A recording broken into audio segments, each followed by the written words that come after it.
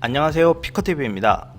다급해진 시진핑 중국 국가주석이 러시아 푸틴 대통령을 급하게 찾는 이유와 중국 내에서 일어나고 있는 일들에 대해 알아보았습니다.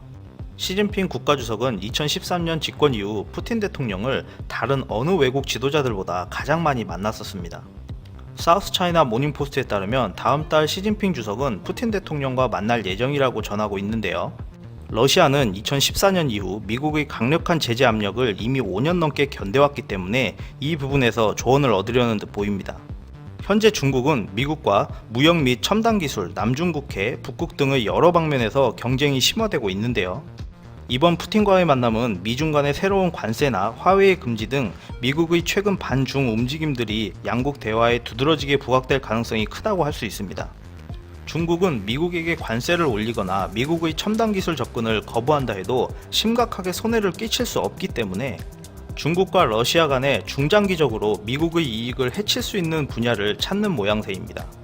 예를 들어 러시아와 중국은 베네수엘라 정부에 대한 공동 지원을 강화해 미국이 마두로 대통령의 자금줄을 제거하려는 노력을 좌절시키려고 할 수 있습니다.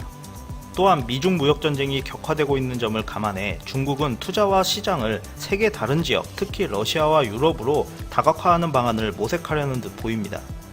아직까지는 중국이 미국과의 긴장을 악화시킬 어떠한 조치도 취하지 않을 것으로 예상하고 있습니다만 중국에게는 믿을만한 친구, 즉 러시아가 있다는 것을 보여주는 것이 중요하다고 생각을 하고 도발은 자제하려는 분위기입니다. 그렇다면 현재 중국의 내부 사정은 어떨까요? 중국 내부에서는 대대적인 대미 항전을 준비 중인데요.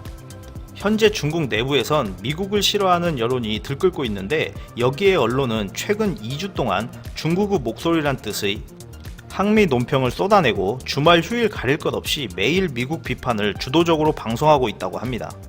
중국 방송에서 미국이 나오는 드라마는 전면 취소되었고 70편의 애국 영화를 골라 반년 동안 5만 차례 방영하기로 하였다고 전해지는데요.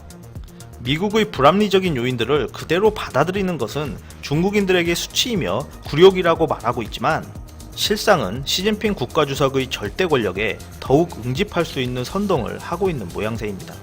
중국의 한 정치 평론가는 미국에 대항하지 못하고 타협하는 것보다 제대로 한판 붙어보고 그 뒤에 타협해도 늦지 않다라고 하며 이렇게 생각하는 중국인이 많다라고 전하였습니다. 세상과의 대화와 타협보다 푸틴 만나고 내부 결속하고 항쟁하려는 모습을 보니 북한이 이러한 것들을 보고 배웠나 봅니다. 끝까지 시청해주셔서 감사합니다. 구독, 좋아요 부탁드립니다.